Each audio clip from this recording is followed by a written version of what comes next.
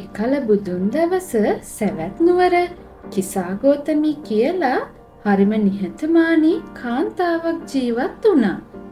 ඇය දුප්පත් පවුලකින් ආ කාන්තාවක් වුණත් ඇගේ ජීවිතය සතුටින් වගේම ආදරයෙනුත් පිරීලා තිබුණා.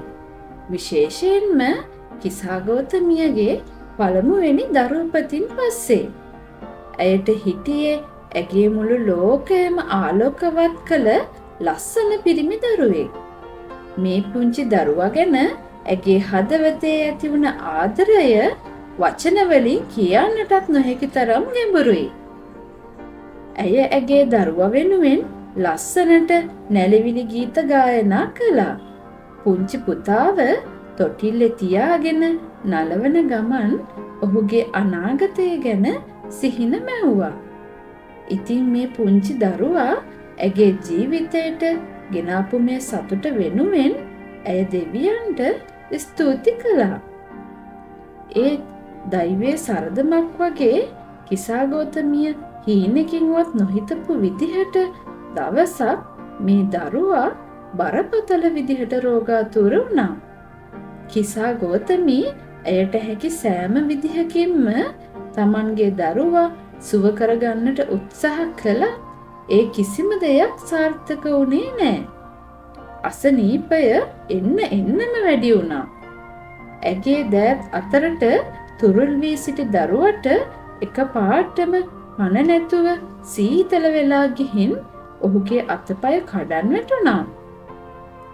ඇගේ ඇස් වලින්ම මේ දැක්ක දේ පිළිගන්න එක ඇගේ මනස ප්‍රතික්ෂේප කළා. ඇය දරුවව තව තවත් තදින් තුරුළු කරගෙන කඳුළු අතරින් මුමුණමින් මෙහෙම කිව්වා. මගේ පුතා නිදාගෙන ඉන්නවා විතරයි. එයා ඉක්මනට අවදි වෙයි.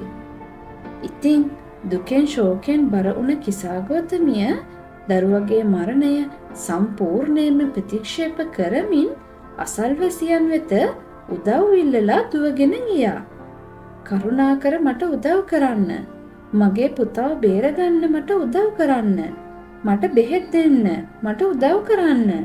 මෙන්න මෙහෙම කියලා කෑ ගසමින් අඬමින් ගම පුරාම ඇවිද්දා.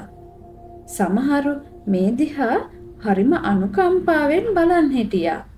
තවත් සමහරු මොකක් කිව යුතුදයි නොදැන ආපසු හැරුණා.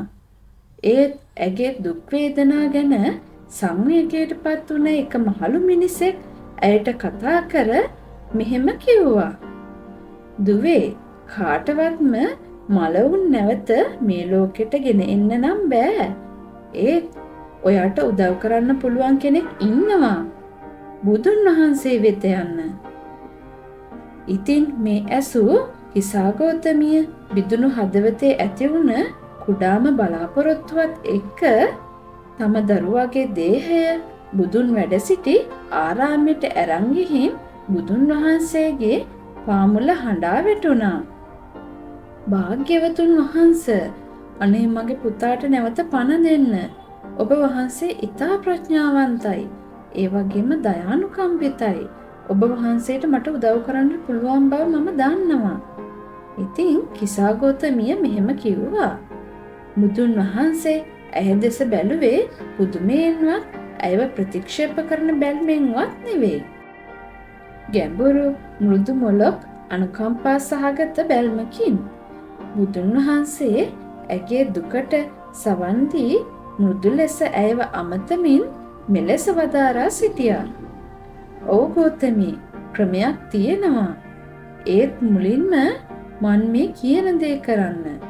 ගිහින් දරුවෙක්, මවක්, පියෙක්, සහෝදරයෙක්, ස්වාමි පුරුෂයෙක්, බිරිඳක්, එහෙම නැත්නම් මිතුරෙක් අහිමි වූ මිය ගොස් නැති නිවසකින් අබෑට මිටක් මට ගෙනත් දෙන්න. ඔබ මේ කළ පසු දරුවා සුව කිරීමට අවශ්‍ය ඖෂධය මම සූදානම් කරන්නම්. ඉතින් කිසාගෝතමී කිසිම පැකිලීමකින් තොරව එතනින් නැගිටලා ගමට දුවගෙන ගියේ බලාපොරොත්තු සුන් වූ ඒත් බලාපොරොත්තුවෙන් පිරී ගිය හදවතින්. පළවෙනි වතාවට ගිය ගෙදර දොරට තට්ටු කරලා ඇය මෙහෙම ඇහුවා. ඔබගේ නිවසේ අබෑට තියෙනවද? මගේ පුතාට අසනීපයි.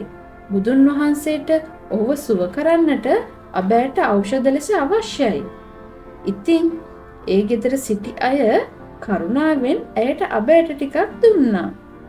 ඒ ගෙදර කවදා හරි කවුරු හරි මිය ගිහින් තියේද කියලා ඇය ඇසූ විට ඔවුන් කිව්වේ ගිය අවුරුද්දේ අපේ දුව අපිට නැති වුණා.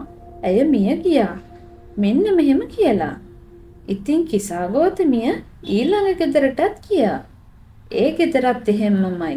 ඉතින් ඊළඟ ගෙදරටත් ඊට පස්සේ තව ගෙදරකටත් ගියා. ඒ හැම එකකින්ම ඇයට අබෑට හමු වුණා. ඒත් ඒ එක්කම මරණ එක දුක්බර කතාවක් අහන්නට ලැබුණා. එක්කෙනෙක්ට ස්වාමි පුරුෂයෙක් අහිමි වෙලා තවත් කෙනෙක්ට පියෙක් අහිමි වෙලා සමහරුන්ට එයාලගේ මව්වරුන් අහිමි වෙලා තවත් සමහරුන්ට එයාලගේ දරුවන් අහිමි වෙලා හැම ගෙදරකම හැම පවුලකම කවුරුන් හෝ මිය ගිහින් තිබුණා. ඉර බැස යන්න පටන් අරන් පරිසරයේ ටිකෙන් ටික අඳුරු වෙද්දී කිසා ගෞතමී තව දුරටත් නොමල ගෙදරකින් අබ මිටක් හොයන එක නතර කළා. ඇය ගසක් යට වාඩි වුණේ ඇගේ පුතාව තවමත් ඇගේ අත් දෙකින්ම අල්ලාගෙන ඇගේ හදවත හිමින් සත්‍ය තේරුම් ගැනීමට පටන් ගත්තා. මරණය ඇගේ නිවසට පැමිණියා වගේම හැම ගෙදරකටම පැමිණ ඇති බව ඇයට තේරුණා. ඒ කාටත් පොදු දෙයක් බව ඇයට තේරුණා. ඇගේ වේදනාව ඇයට ලැබුණු දඩුවමක් නොව ජීවිතේම කොටසක් කියලා ඇයට තේරුණා.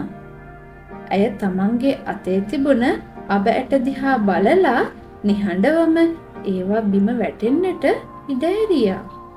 ඇයට තවදුරටත් ඒවා අවශ්‍ය වුණේ නෑ. ඇගේ හදවත තවදුරටත් ආශ්චර්යයක් එල්ලා සිටියේ නෑ. ඇගේ හිත ඒ වෙනුවට සාමය සැනසීම හොයමින් සිටියා. කිසා ගෞතමී තම පුතා නැතුවම නැවත බුදුන් වහන්සේ වෙත ආවා. ඇගේ ඇස් තවමත් ශෝකෙන් බර වෙලා. ඒත් දැන් නිහඬ ශක්තියකින් ඇගේ හිත පිරීලා තිබුණා. ඇය හිස නමා බුදුන් වහන්සේ ඉස්සරහා මෙහෙම කිව්වා. ස්වාමීනි, කිසිම කෙනෙක් නොමල ගෙදරක් මට හොයාගන්න බැරි වුණා. ඉතින් බුදුන් වහන්සේ ඇය දෙස ඉතා කරුණාවෙන් බලලා මෙහෙම කිව්වා. ගෞතමී, මනුෂ්‍යයන්ගේ ජීවිතය කෙටි. එය කරදරකාරී බව වගේම දුක එක්ක එකටම බැඳලා තියෙන්නේ. කාටවත්ම මරණයෙන් වැළකීලා ඉන්න බෑ. ප්‍රඥාවන්තයින් මේ සත්‍ය තේරුම් අරන් සාමයේ මාවත දිගේ ගමන් කරනවා. ඔන්න ඉතින් ඇගේ දුක් වේදනා තුලින් කිසා ගෞතමිය ප්‍රඥාව වැඩුවා. ඇය බුදුන්ගේ පැවිදි ප්‍රජාවට සම්බන්ධ වෙන්නට ඉල්ලා සිටියා. ඒ වගේම මෙහෙණින් වහන්සේ කෙනෙක් බවට පත් වුණා. කාලයත් එක්ක ඇගේ හදවත ඉබේටම සුව වුණා.